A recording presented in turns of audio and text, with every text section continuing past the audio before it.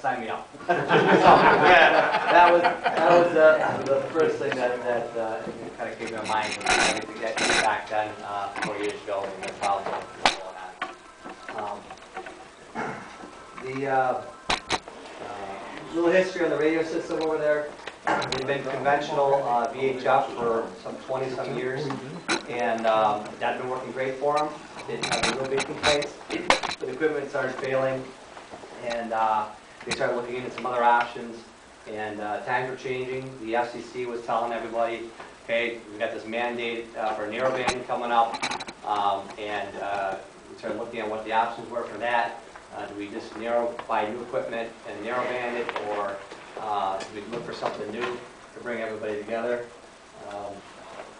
And so the county board members got together and hired a consultant and started looking at what some of the options are. I'm going to play a quick little clip here, not real long, if I can get this enough broadband action out of my card here.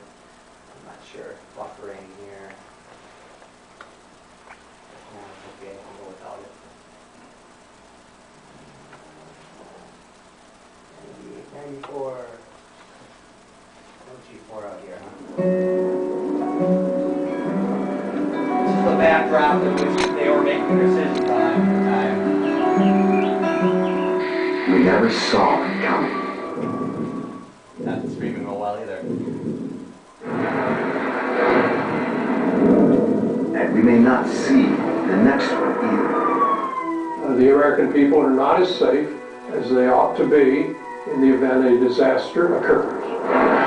On September 11, 2001, the world watched as New York's bravest battled the inferno of two fallen towers. In August of 2005, Hurricane Katrina battered New Orleans, leaving behind a trail of devastation and destruction. What the world saw on those 2 days would set the precedent for public safety communication and management. Although both incidents were dramatically different in size and scope, each taxed the very limits of responder capabilities.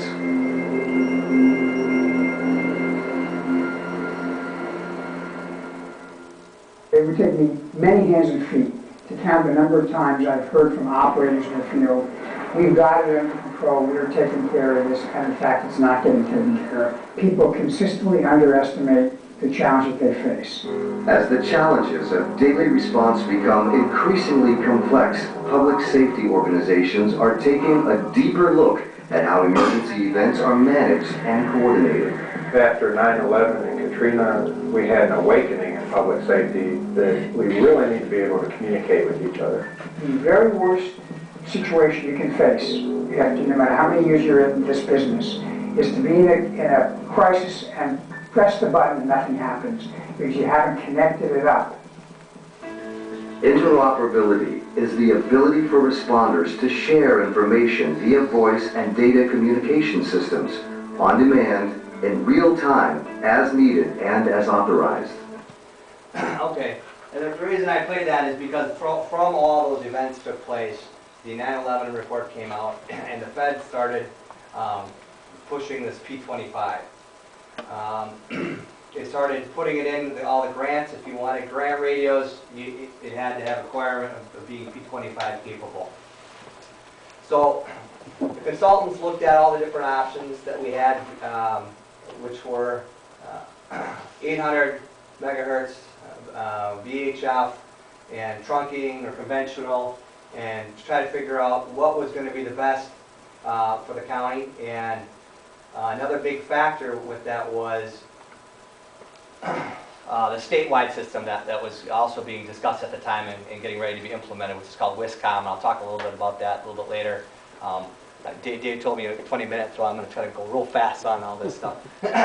So the WISCOM state system is a P25 digital trunk system statewide that has 82 tower sites throughout the county and throughout the state. And we wanted to have a radio system that was going to be compatible with what the state was doing, so out of the chute that we would be able to have our radios and be able to talk to them. There was a lot of discussion about our surrounding, half of our counties that Washington County butts up against are VHF, the other half are 800. So it was kind of one of these things, 800 VHF, 800 VHF. And then we looked at how many tower sites would be needed to get the coverage we wanted on 800, and it was going to be significantly more than the amount of towers that we needed for VHF, because we all know how far VHF can travel. And unfortunately, my friends up in Winnebago County keep telling me about that with our new radio system, but that's another problem. Washington County, which used to be part of Ozaukee County.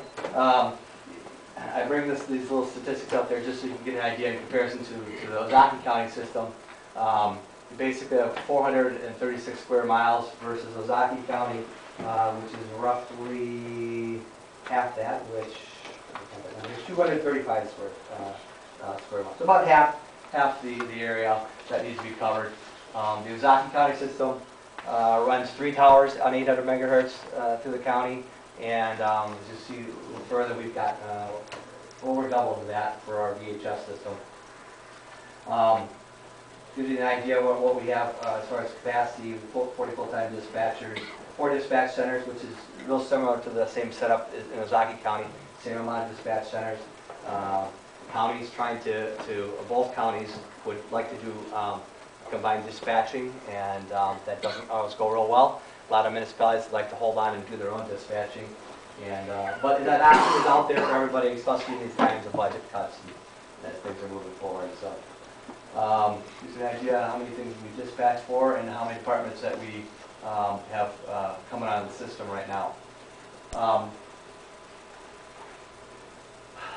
I'll bring this up here is that one of the reasons we went with the Harris P25 system versus some of the other bids that we got had to do with the geographic diversity of what happens to the radio system if there's a failure somewhere in the system and how the system reacts. We've got a lot of different options with the Harris product. That's kind of one reason why they're kind of winning bids lately. The Dane County one and some of the other ones. Because people look at what happens if you have a failure here, how does the system react? We're able to have a switching center up in West Bend and another one down in Germantown to separate the two, whereas some of the other manufacturers have to have it in one centralized location. So, okay. P25. Again, I told you a little bit about why the feds kind of were pushing this towards us. Good or bad, that's what they were doing, and it was early on in P25's development that they started. Jump on the bandwagon. I don't know. I think they probably could have waited a little bit longer before they started pushing that down to everybody, but that was the decision that they made.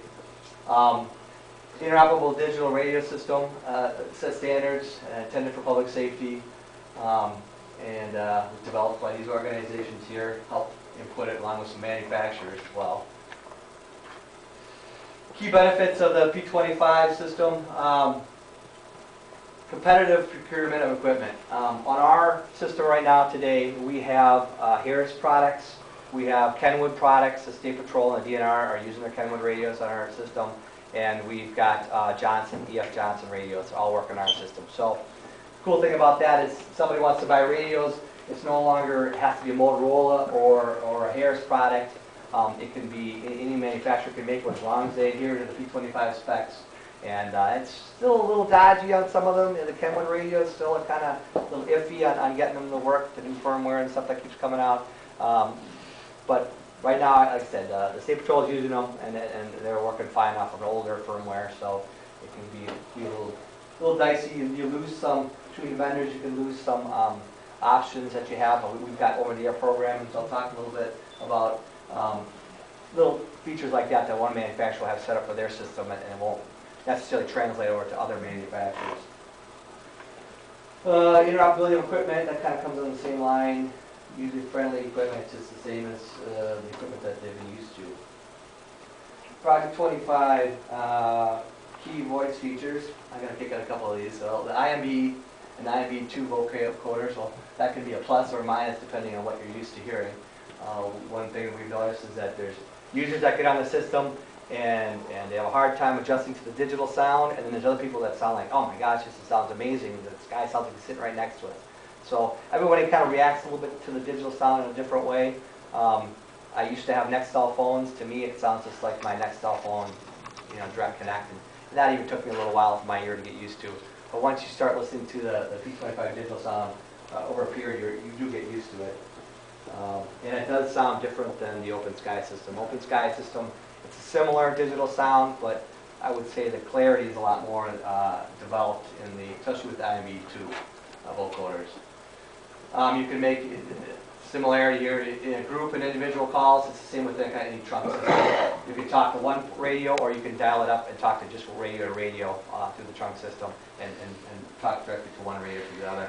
Telephone interconnect, I thought that was funny. Because, we haven't been doing that for how many years now? So yeah. That was one of the things they had on there. Emergency buttons. A lot of our departments think that that's really nice, but I think in Ozaukee County, the amount of times the emergency buttons have been hit for a real emergency, probably what, Jim? None? Depends.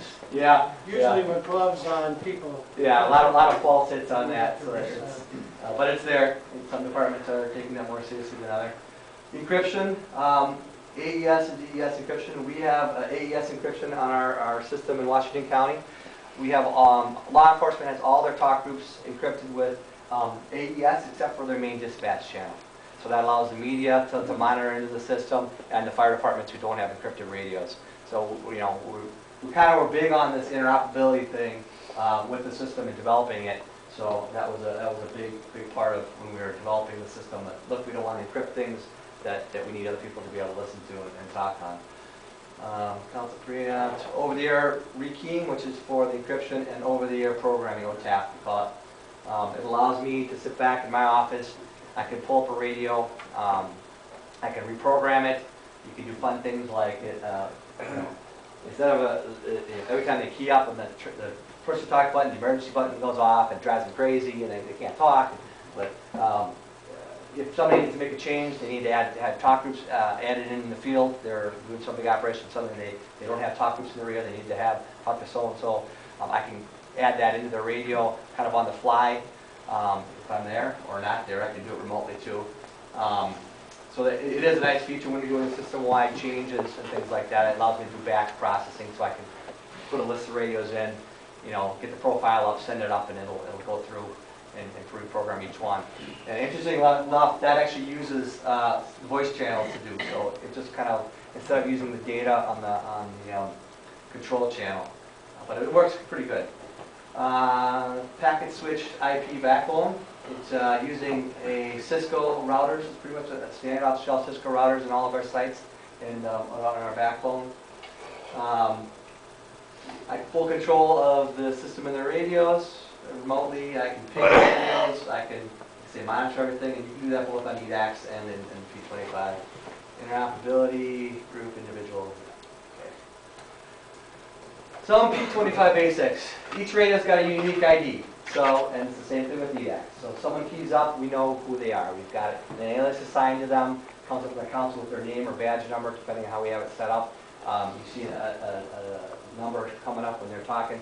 So that kind of reduce the chicken calls and all the things we used to get at 3 in the morning, rooster calls and things like that, because now we know who they are and we tell them, you're being recorded and we know who you are, so stop it. And the FCC has some rules about some of the language you're using, so we know who you are too. So that's one kind of nice thing about that. Let's see, talk, capacity, conventional versus trunked. I won't go too deep into this. A lot of time they talk about going to a teller line, and instead of waiting one line for one, you could go to the next line.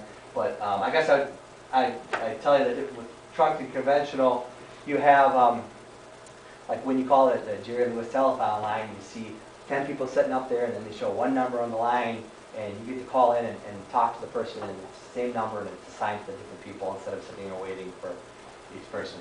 But it's definitely a more efficient way of doing things with the channels. In Washington County, we had a pool of frequencies that we took everybody's in the county's frequencies, and we looked at them and said, okay, we're going to use Germantown Police Department's frequencies, we're going to use these frequencies, and then we had to do a search out to find out, if it were going to have cause interference with any neighboring people using those same frequencies, and then pick our frequency set from them. We've got a total of 10 pairs of frequencies. One pair we use for control channels, so you have what's called 9 working channels. Ozaukee County has 9 pairs that they use, and so 8 working channels. One of the channels they're using for data, open sky data, currently, until they switch off on the air cards. We won't get into too much of this stuff, but I will tell you that I'll go through this quickly. So follow me, and this is, if you don't know anything about trunk radios, this is kind of going to give you a quick brief overview. Uses the control channel to monitor all the data and everything that you do. So the radio is always constantly monitoring the control channel. Okay, let me just go to my channel on there.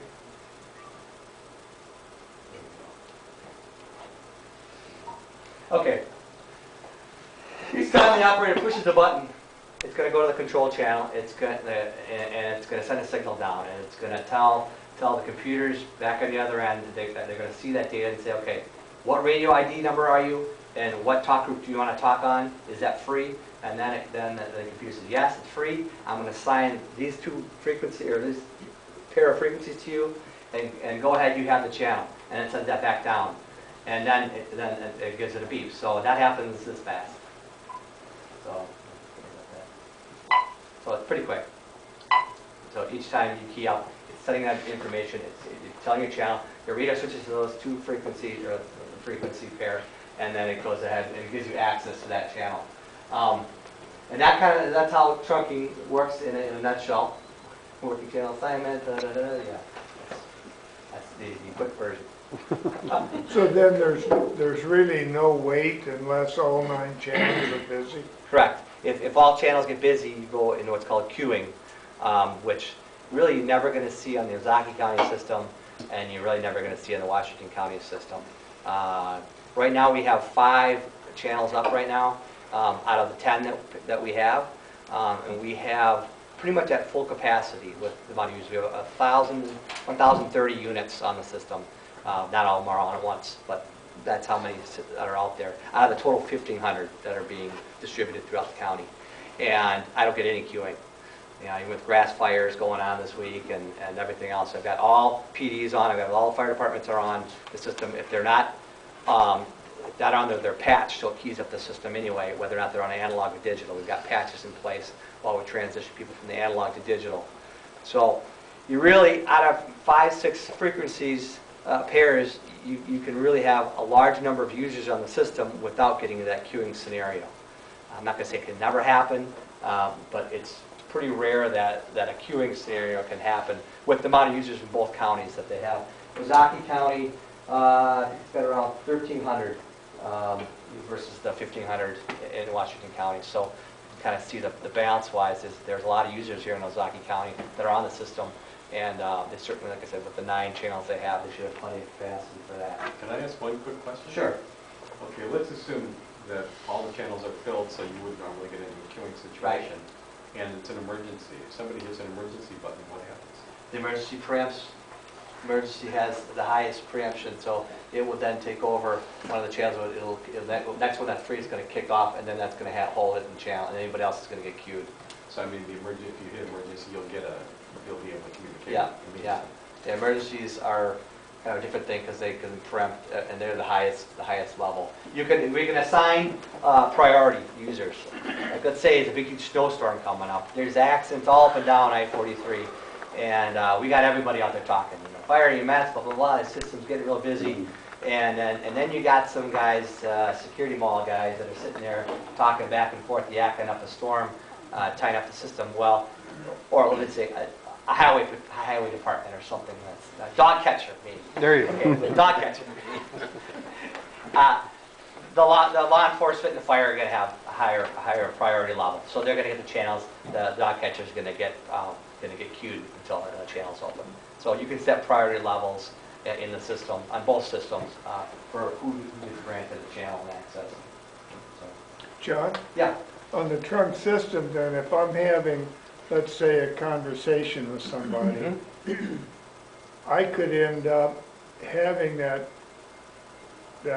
conversation on 4 different channels Yes. depending on availability. Yes. And I would never know, I switch channels. Each time you unkey it, depending on how long the next person keys up to talk, it can switch to the next channel, So, If I'm talking handheld to handheld, right? how does that handheld, it's always scanning to see what channel is, Yeah, the control channel is telling it where to go. Tells us into the control channel. so it knows which HT I'm talking to. Correct. It remembers that. Yep. Yep. Channel access, that's kind of all the same type of thing. This is a little picture here. On the left-hand side is some microwave equipment, Alcatel microwave equipment. A little bit of pictures. Okay, here we go. This is basically what the Ozaukee County system has. It's got 7 transmit sites, 8 receive sites. Originally in the first design that we had in our system, it was only, let's see, it was 6 transmit sites and, no, sorry, it's 5 transmit sites and 6 receive. And we had some language in the contract that made them have to increase it and add the tower sites to us for no cost, because it was part of a coverage guarantee agreement that we had with them for in-building coverage. So they had it all set up. It passed our coverage testing that we did outdoors. Simulated minus 12 dB on the hip. I know I'm kind of going fast, but and in order to meet some of the in-building coverage criteria, because we had a list of buildings that it wasn't passing, and we said, okay, what are you going to do? Well, they kind of have 2 options. You either do in-building amplifiers, which on an 800 megahertz system is really easy to do, or they have to do it for VHF. Is a whole different story, because the size of these amplifiers with the cans you need are quite big and quite expensive. So it was cheaper for them to add 2 more transmit sites. Roughly, if we were to purchase them, probably $1 million a piece. Add those into the system for us, and so we did good. When you don't have consultants writing your RFPs and your specs, you end up in a scenario like Milwaukee County, or Milwaukee City, Milwaukee does, where you don't specify, we need to have coverage in these buildings. Or you don't specify any coverage guarantee, and then you've got your end users going out and saying, hey, we don't have coverage in this building. So you go, oh, well, did you ask for it? Well, I don't know, probably not. And then they wonder why, they want to blame the vendor for that, but there's a lot more to things behind the scenes that can come up with coverage guarantees and testing. Alcatel microwave network, so the sites are connected up with microwave links. 2 of the tower sites we use Exalt 4.9 microwave links, which are 4.9 is a really inexpensive way to do microwave links. You don't quite have the distance that you have with the other frequency bands with that, but they've been working pretty good, and we were pretty impressed with so far how they've been performing for us. We've got 3 of the dispatch centers are connected to microwave sites with fiber optics. We've got our 10-channel pairs, over-the-air programming, and AES encryption. It's a picture of a map of where all the tower sites are and how they're connected up via microwave.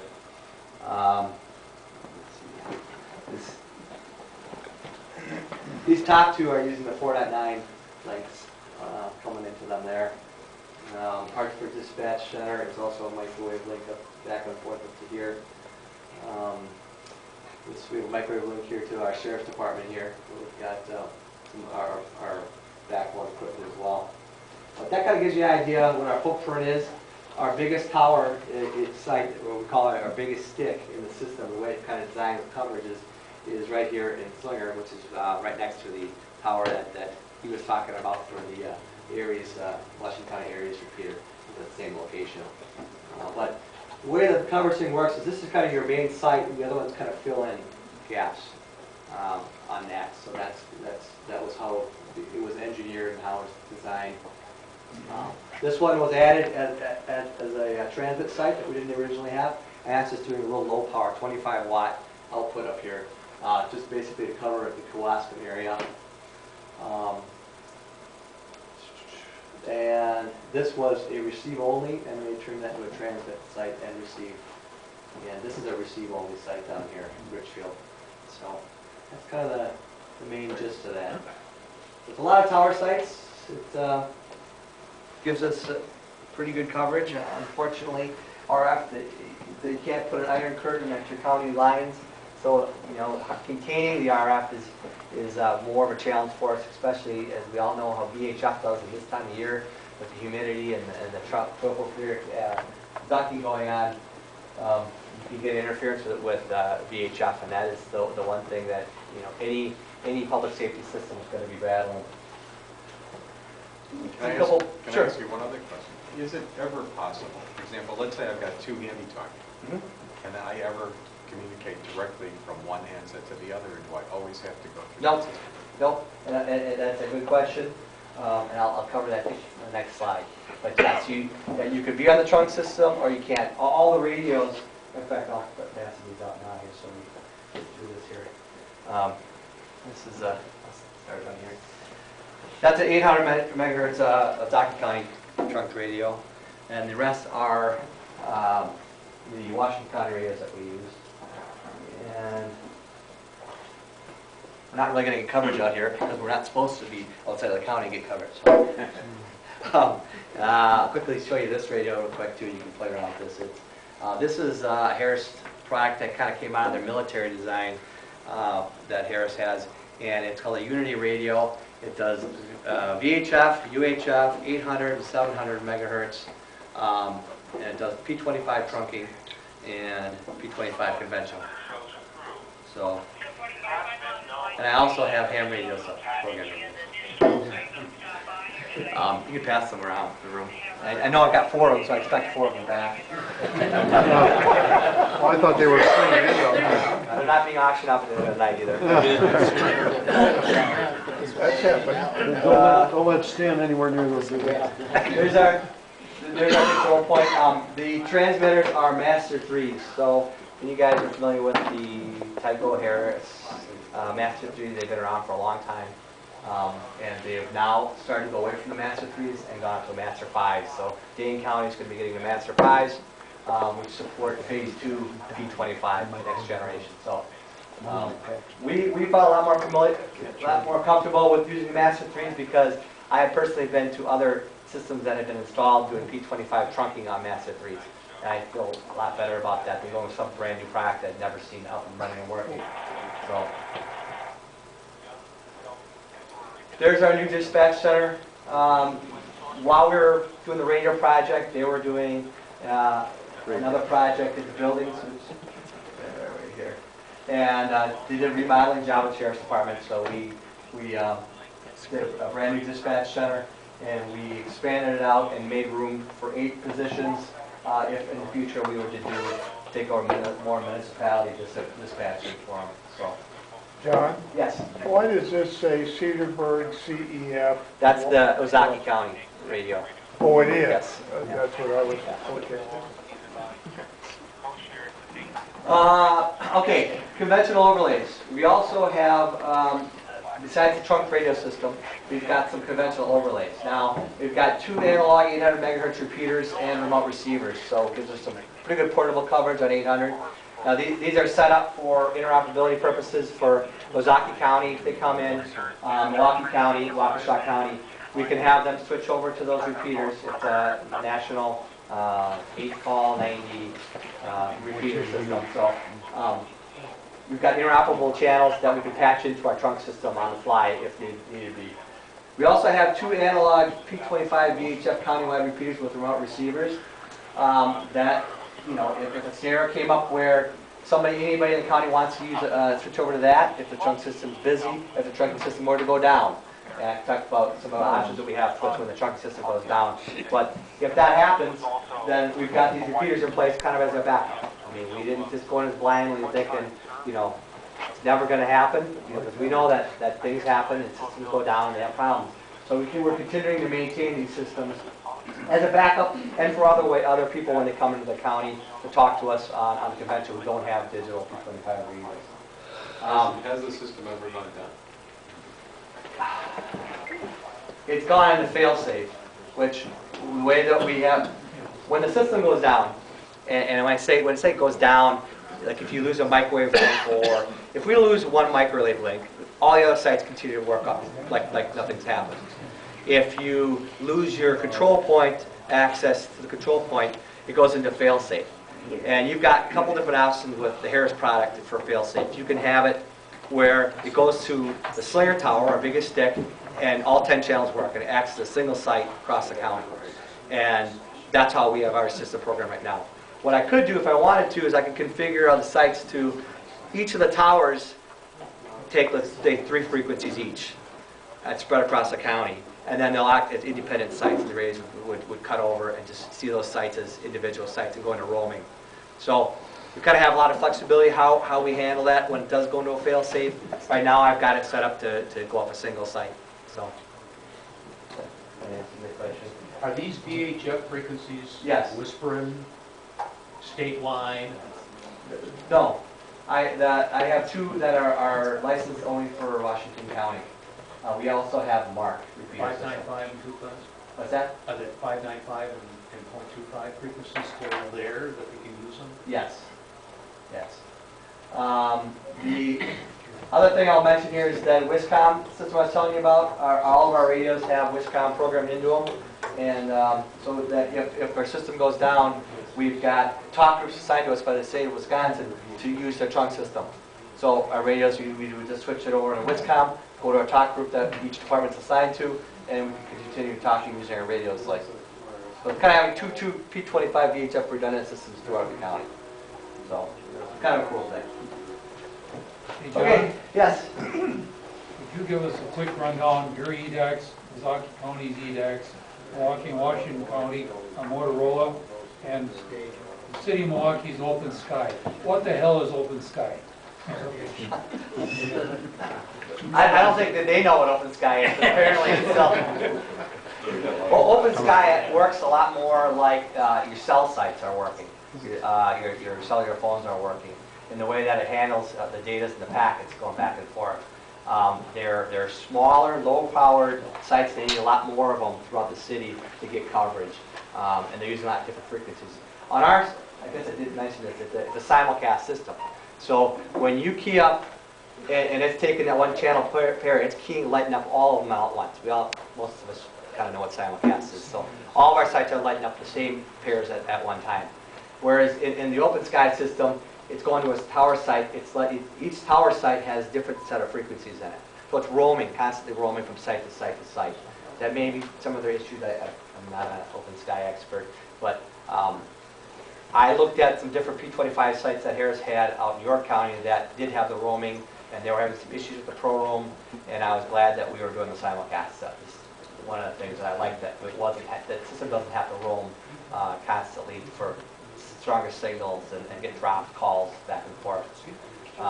The Milwaukee systems and the SmartNet, the Motorola systems, they're proprietary systems to Motorola and Johnson, EF Johnson radios that are allowed to be on those systems as well. And those are all getting ready to convert over to P25. Waukesha is got a plan, a capital plan layout to switch to P25. Milwaukee County's got a capital plan to switch over to P25. They have their single site, but they've got a plan to switch out to P25. I don't know much more, and I haven't talked to Russ about that, where they are with that cutover. But pretty much everybody's getting away from their analog 800 systems and going to P25 800 systems. So that's kind of where everybody's heading. Now, I will say that Ozaukee County, back in 2008, did upgrade their EDAX system. And with that, they basically bought an EDAX system, but it has a very easily upgradable path to P25.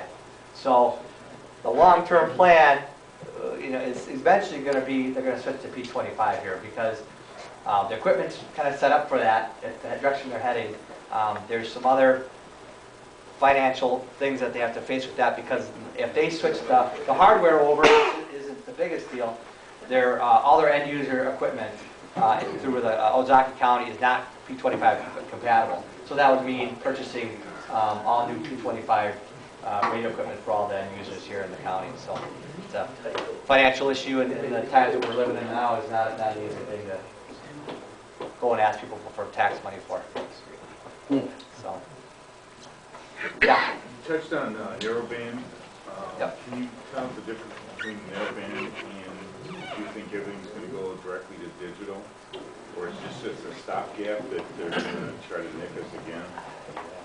I would say that, you know, whether or not they go with narrowbanding or go to digital, it'll have to be narrowbanding when it's digital. We did some testing with between narrowbanding and analog and digital, and I'll tell you that, when you take the repeater and then you put the narrowband, you're going to lose a little bit of coverage on the outside of your coverage area. It drops in, I don't know, the number maybe 5%, something along those lines. But then when you switch it to digital, P25, you gain that back.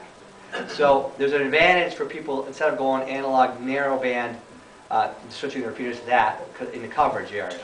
I think that's why you'll see a lot of people that go straight to the digital narrowbanding, because you get to keep your footprint a lot easier. So, question? Yeah. Are all the counties compatible, or is that a whole entirely new, a different system statewide? Well, there's a statewide system, but I'll tell you something I didn't bring up yet about Ozaukee County, Washington County. We, through a grant, we purchased what's called an IP gateway. And because we're using IP and it's compatible with the Ozaukee County EDAC system, we've got a gateway that connects the two systems together. So what does that allow us to do? Well, we've got talk groups in our radio that are the same talk groups that they have here in Ozaukee County in their radios. So we've got one of them that everybody has in their radio called special events. Well, we've got an Ozaukee system in our radios that has a special events. We key up, we can talk to them, keying up back and forth. So we've got interoperability with that. Now that sounds great, and you hear a lot of things about gateways and I can talk to anybody. I got a gateway, I'm connected, I can talk to them. As long as you're within your RF footprint, you can talk to them. So that's kind of where sometimes the politicians get lost with a lot of the double talk about these gateways. If you could hit your tower, yeah, great, I could talk to this guy right out. You know, if I'm in Jackson and I'm using my Washington County system, I can talk easily to the guy in Jackson who's on, or the guy in Cedarburg who's right over there. Not like the Tower of Babel, where everyone's speaking a different language. No. So we have a lot of ways to connect the systems together. The councils nowadays, it's basically 2 clicks on a touch screen that connects one system into another. We've got in our councils we have Milwaukee County on there, and we've got Dodge County, whatever. And anytime we can patch that into our system, so our deputies can talk to their deputies on chases and things like that. So it smooths things over for that. But then again, like I said, you have to be within your own coverage area to be able to make those things to work. Now we have a number of these radios, all are programmed with a number of statewide interoperable, federal interoperable channels that we could all switch to and talk. You still have the 800 versus VHF, the frequencies that don't match, but yeah, it has to be done through patching. John? Yeah. Aren't there some simplex frequencies that are common? In other words, if I've got an Ozaukee handheld and I'm taking a prisoner to Waupun, can I talk to Dodge County? No. Okay. Because I don't know what Dodge County has. The 800 megahertz overlays that we have would allow, if Dodge County has ITAC, I-call repeaters in their county, then they could use that. But that particular scenario would never happen because Dodge County doesn't sit and monitor that system, and so that wouldn't work. I'm sure they're probably using cell phones at that point. So the reality is, all of our deputies have cell phones in their cars. All the guys I know at the different PDs in Washington County have cell phones in their cars. They do that because for years before they had encryption, they wanted to talk off the air. They're used to a VHF system where everybody could buy a $50 scanner and listen to them.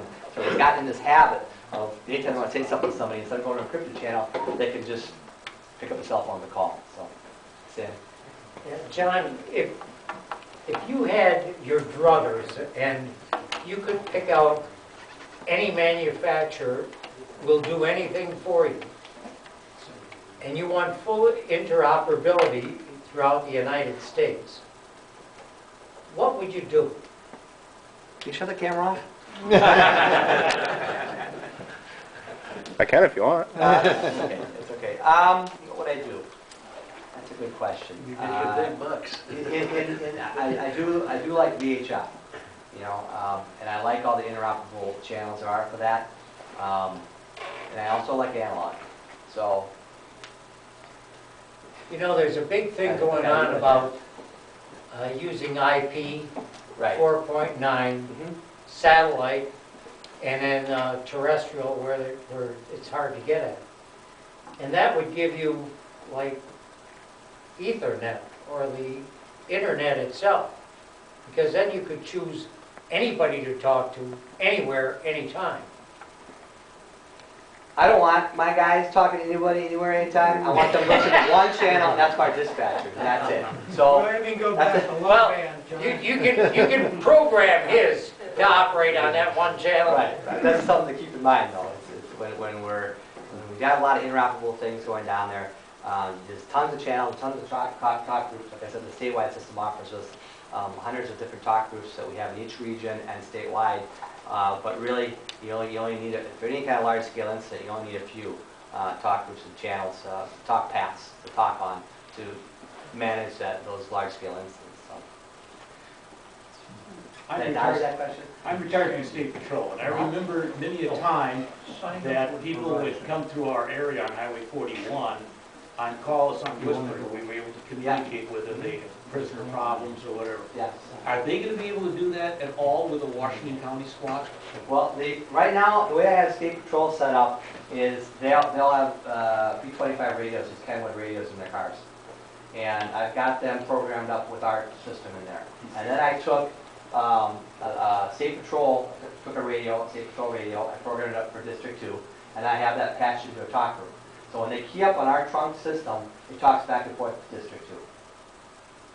But my question is, Chicago, or some guy down in Illinois driving through and he tries on Whisper to call an accident, he'd have to go then to a State Patrol dispatcher? Is that still going to be working that way? Yes, yeah. Actually, Whisper has now been called VLAW 31. So if you see that on anywhere for scanning pages and stuff, it's been renamed.